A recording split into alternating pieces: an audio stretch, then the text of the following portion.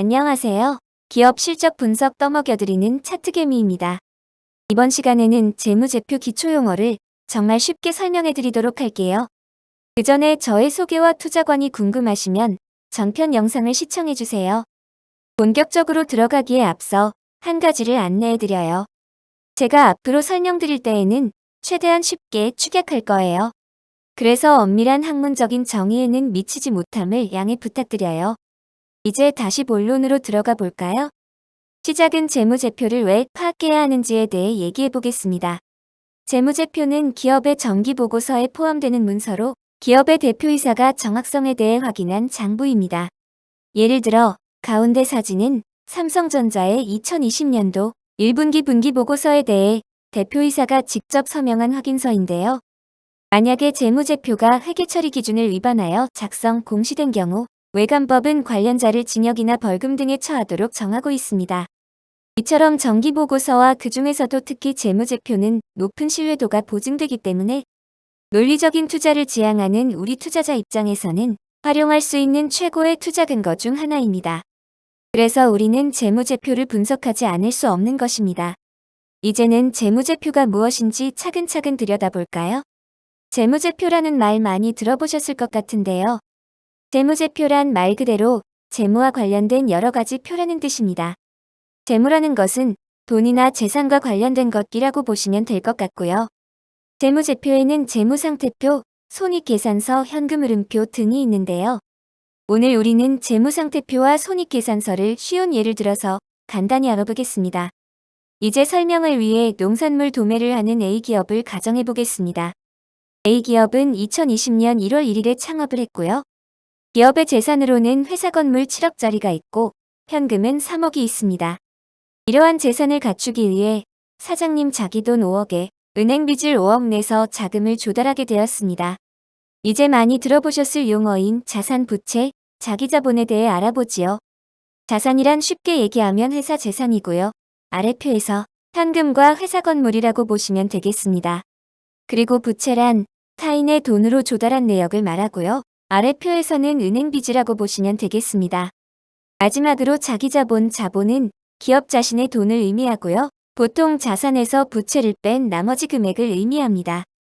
여기서는 사장님 자기 돈을 자본이라고 보시면 되겠습니다. 우리가 지금까지 아래에 있는 표를 가지고 얘기를 했었는데요. 재무상태표란 대단한 내용이 아니고 아래표가 바로 재무상태표입니다. 특정한 시점 기준에 기업의 재산 상태와 자금의 조달 방법에 대한 표로 자산, 부채, 자본이 나와 있는 것이 특징입니다. 재무상태표 간단하죠? 이제 손익계산서로 넘어가기에 앞서서 A기업의 사업 방식을 그림으로 살펴보겠습니다.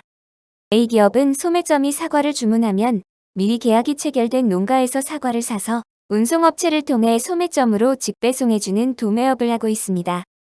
이제 수익과 비용 그리고 이익이라는 개념이 등장하는데요.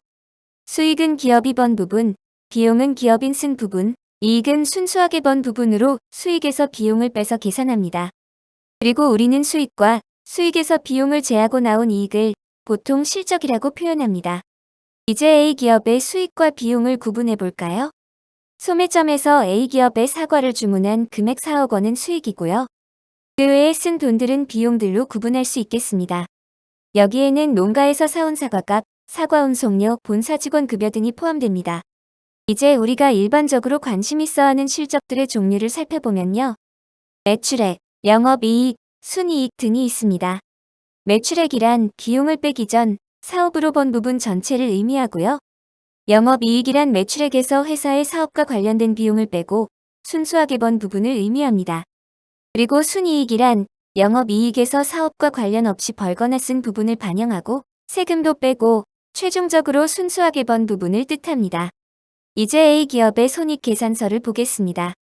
매출액에서 영업이익과 순이익이 계산되는 과정이 나와 있는데요. 이것이 손익계산서입니다. 화면의 손익계산서에 대한 자세한 설명은 시간 관계상 생략하고 다음으로 넘어가도록 할게요. 우리는 지금까지 한 기업에 대한 재무제표만 살펴봤었는데요. 이제 연결 재무제표라는 새로운 개념의 재무제표를 의미만 간단하게 알아보겠습니다. 그 전에 우선 지배기업과 종속기업의 개념을 이해할 필요가 있습니다.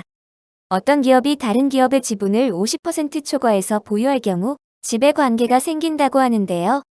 화면의 예에서 A기업을 지배기업, B기업을 종속기업이라고 합니다. 이때 지배기업은 자신과 종속기업을 하나의 기업으로 본 연결 재무제표라는 것을 작성해야 합니다. 실무적으로는 두 기업의 재무제표를 합산한 뒤 내부 거래를 제거하는 방식으로 작성하는데요. 이것은 고급 회계의 내용이니 개념만 잡고 넘어가시면 될 것 같아요. 연결 재무제표를 설명드리는 이유는 앞으로 기업들의 실적을 분석할 건데 종속기업의 실적을 포함한 연결 재무제표를 기준으로 하기 때문이에요. 이제 조금 더 들어가서 지배기업 소유주 지분이라는 개념을 예를 들어 간단하게만 알아보겠습니다. 앞선 예에서 A기업의 순이익은 1,000원, B기업의 순이익은 300원이라고 해볼게요. 이때 A기업의 연결 손익계산서에서는 순이익을 두 기업의 순이익을 합친 금액인 1,300원으로 인식하고요. 그런데 A기업이 B기업의 순이익까지 인식할 때 모두 포함하는 것보다 A기업의 지분율만큼 포함하는 것이 더 타당할 수 있습니다. 그래서 300원 중에 A기업 지분율 67%에 해당하는 200원을 추가로 인식하는 것이 지배기업 소유주 지분 순이익이라는 개념이에요. 지배기업 소유주 지분에 대해서는 이렇게까지만 알고 넘어가겠습니다. 사실 저도 더는 몰라요. 이제는 지금까지 알아본 재무제표가 언제 어디에서 볼 수 있는지 알아볼게요. 우선 재무제표는 분기별로 공시되는데요. 12월에 결산을 하는 기업을 기준으로 보면 표 우측의 대략적인 일자 안에는 볼 수 있다고 보시면 됩니다. 그리고 재무제표를 포함한 정기보고서는 금융감독원 전자공시스템 다트라고 하는데요. 여기서 보실 수 있어요. 재무제표 외에도 중요한 내용들이 여기에 공시되니 투자하시는 분들은 즐겨찾기 하시면 되겠네요. 이제 확정실적과 잠정실적이 무엇인지 알아볼게요. 아까 실적이란 수익이랑 수익에서 비용을 차감하고 나온 이익이라고 했었는데요. 확정실적이란 재무제표에 나온 실적을 의미하고요.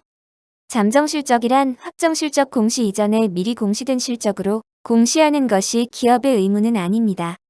이 잠정실적으로 투자자들이 제일 궁금한 내용을 미리 알 수 있기 때문에 잠정실적은 매우 유용한 정보이지요. 예를 들어 2019년 3분기 잠정실적을 공시한 삼성전자의 케이스를 보면 3분기 확정실적은 11월 14일에 공시되었고요. 잠정실적은 이보다 보름가량 빠른 10월 31일에 공시되었었네요. 이제 마지막 코너에서는 발행 주식수와 유통 주식수에 대해 알아볼게요. 그러기 위해서는 자기 주식의 개념을 알아야 하는데요. 회사는 이미 발행한 주식을 경영권 방어나 주가 안정 등의 목적으로 다시 사들여 보유하기도 하는데 이를 자기 주식이라고 해요. 그래서 시장에 유통되는 주식수는 발행 주식수에서 자기 주식수를 빼서 계산합니다. 이 개념을 알아본 이유는 앞으로 제가 재무제표를 분석할 때 주식 한 주당 순이익 등의 수치를 구할 텐데 이때 발행 주식수가 아니라 유통 주식수를 쓰기 때문입니다. 그 이유는 시장에 유통되는 주식의 가격이 우리의 관심 대상이기 때문입니다. 화면의 사진은 삼성전자의 유통 주식수 공시인데요. 빨간색 상자 안에처럼 발행 주식수에서 자기 주식수를 빼서 유통 주식수를 보여주고 있습니다. 이상으로 재무제표 기초용어에 대한 설명을 마치도록 할게요. 궁금한 점이 있으시면 댓글로 남겨주시길 부탁드릴게요. 좋아요, 구독, 알람 설정은 저 차트개미에게 큰 힘이 됩니다. 감사합니다.